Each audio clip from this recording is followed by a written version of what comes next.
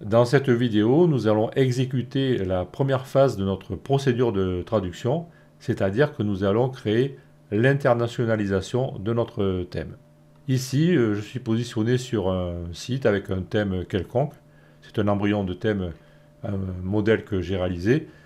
Ceci n'a aucune importance, car tout ce que nous allons voir, vous devrez, vous, être capable de le reproduire dans votre propre thème ou plus tard dans votre plugin.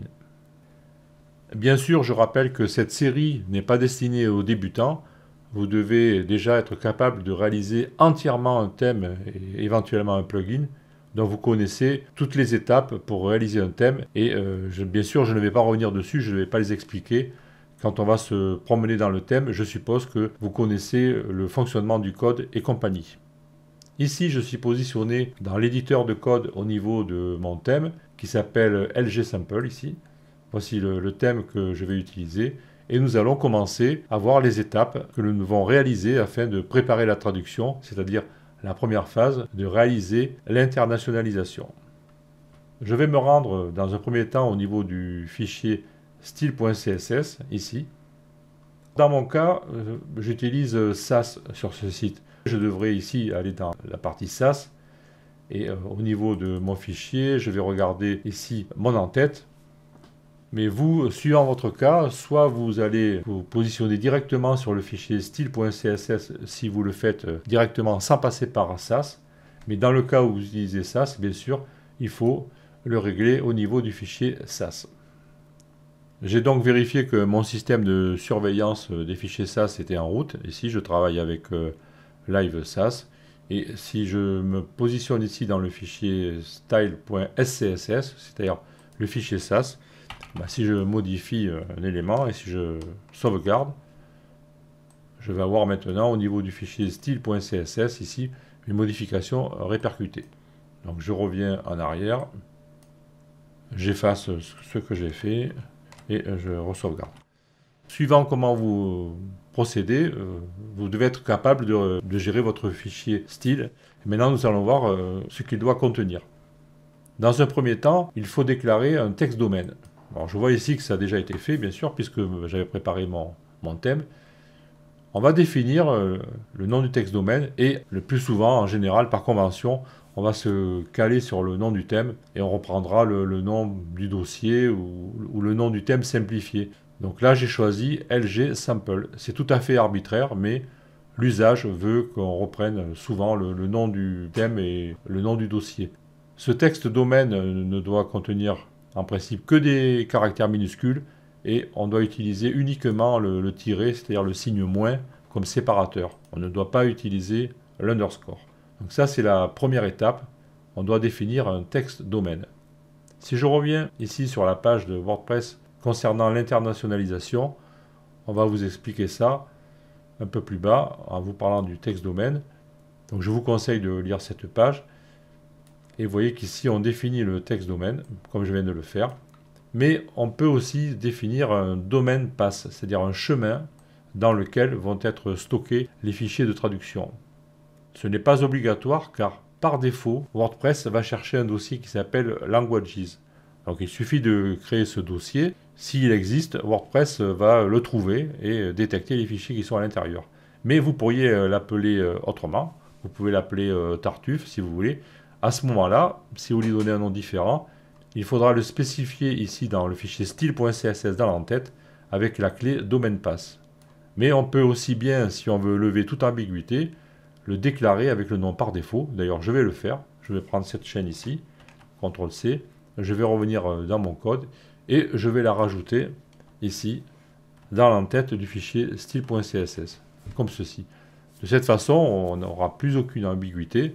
Je vais pouvoir utiliser le dossier Languages. Donc je sauvegarde ceci, CTRL-S, et je vais contrôler le fichier style CSS qui est créé, et je vois bien que mon domaine path est passé. À partir de maintenant, on n'a plus besoin de travailler dans l'immédiat dans le fichier style.css. Je vous rappelle qu'on a déclaré le texte domaine et qu'on s'est calé sur le nom du thème, c'est le plus prudent. Donc je peux fermer ces fichiers et je vais enlever la surveillance SAS. Et maintenant, nous allons travailler sur le PHP. Étant donné que nous avons déclaré le dossier languages comme devant recueillir les fichiers de traduction, nous allons devoir le créer dans le dossier du thème. Donc si je me positionne sur le dossier du thème, je fais clic droit nouveau dossier et je vais créer le dossier languages comme ceci. Avant de continuer, je vais refaire une aparté ici au niveau de cette page internationalisation dans le codex de WordPress. Je vais descendre un petit peu ici en bas et ici là nous allons voir un message ici d'information qui nous indique que depuis la version 4.6 WordPress va rechercher dans le dossier WP Content la présence d'un dossier language. En fait il manque un S ici, c'est languages, et il va vérifier s'il y a des traductions par rapport à un thème et il les chargera. C'est ce qu'on vous explique ici. Et en fait, ça évitera d'éviter une fonction, ici, load plugin text domain que l'on va utiliser dans un instant. Alors, je reviens ici dans l'éditeur de code. Le dossier languages de WP Content, il est ici. On l'a déjà ouvert tout à l'heure. Et on voit qu'on a, en fait, par rapport à nos thèmes, on a des fichiers de traduction ici dans le dossier thème. Et si j'ouvre le dossier thème du dossier languages, je vois que j'ai des fichiers de traduction. Pour les thèmes officiels de WordPress, on les reconnaît ici, 2022, 2023, etc. J'avais installé le thème Astra ici, on voit aussi qu'il y a des fichiers de traduction. Donc c'est une nouvelle méthode. Si WordPress détecte ces fichiers, il les charge. Mais on a aussi la possibilité, et c'est ce qu'on va faire nous, de les déclarer directement à l'intérieur de notre thème. Donc je reviens ici dans le thème LG Sample, que je rouvre, et nous allons nous travailler dans ce dossier Languages. Par contre, il va falloir expliquer à WordPress que nos fichiers de traduction se trouvent dans ce dossier et on va faire ça dans un instant avec une fonction spécifique de WordPress. La fonction spécifique, elle est décrite ici, toujours dans la même page, concernant l'internationalisation. C'est la fonction load theme text domain qui est présentée ici.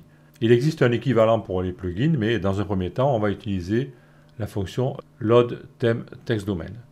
Je retourne ici dans l'éditeur de code. Toujours au niveau de mon thème, je vais interroger le fichier function.php. Encore une fois, je rappelle que je suppose que vous savez développer un thème, donc je ne vais pas rentrer dans les détails. Ici, je vais aller voir la fonction setup de mon thème dans le dossier inc setup. Et normalement, quand vous créez un thème, vous avez certaines fonctions qui sont utilisées dans la séquence concerné par le hook After Setup Theme. Ici, je l'utilise et j'ai créé une fonction LG Sample Theme Setup. Donc ça, c'est tout à fait classique. Et vous voyez qu'ici, à l'intérieur de ma fonction qui démarre ici, j'ai déjà inclus cette fonction Load Theme Text Domain en indiquant le text domain ici, LG Sample, et ensuite le chemin du dossier Languages. Et traditionnellement, on utilise la fonction Get Template Directory et on colle ici la chaîne Languages. Donc à partir de maintenant, WordPress sait que les fichiers de traduction concernant ce text domain ici vont être positionnés dans ce dossier Languages. Voilà comment ça fonctionne. Donc vous devez utiliser cette fonction et vous devez la déclarer au niveau du hook After Setup Theme. Nous allons maintenant générer le fichier POT et le sauvegarder dans le dossier Languages. Pour faire ceci, je reviens ici dans la page Localization du codex de WordPress et je vais descendre en bas et tout à l'heure je vous avais montré des ressources ici et je vous avais parlé du blank WordPress POT. Donc je vais cliquer sur ce lien ici et je vais atterrir sur un compte GitHub. Et là, on a un gars très sympathique, FX Bénard, qui a créé un fichier vide, POT, afin de nous faciliter la tâche. Donc vous pouvez cliquer ici sur ce lien pour faire apparaître le fichier. Ensuite, pour mieux le copier, on va cliquer sur le bouton Raw ici, pour l'afficher en données texte brut. Et je vais simplement prendre tout le contenu ici. Je vais faire CTRL-C avec Windows pour le copier dans le presse-papier. Je vais revenir dans mon éditeur de code. Je vais me positionner sur le dossier Languages. Je vais faire un clic droit. Je vais faire Nouveau fichier. Et là, je vais l'appeler, donc je vais lui donner le nom du thème, LG Sample. Je vais l'appeler modèle, ça sera clair. Traduction, parce enfin, vous l'appelez comme vous voulez. Par contre, très important, il faut lui donner l'extension POT. Ça, c'est capital. Donc, je l'appelle comme ceci. Vous l'appelez comme vous voulez. Et à l'intérieur de ce fichier, je vais copier le contenu comme ceci. Et je vais sauvegarder. Voilà, nous avons un embryon de fichier POT. Et ensuite, dans la prochaine vidéo, nous allons commencer à travailler dessus. Donc je vous donne rendez-vous dans la prochaine vidéo pour commencer à travailler sur ce fichier POT et pour créer nos traductions. A tout de suite.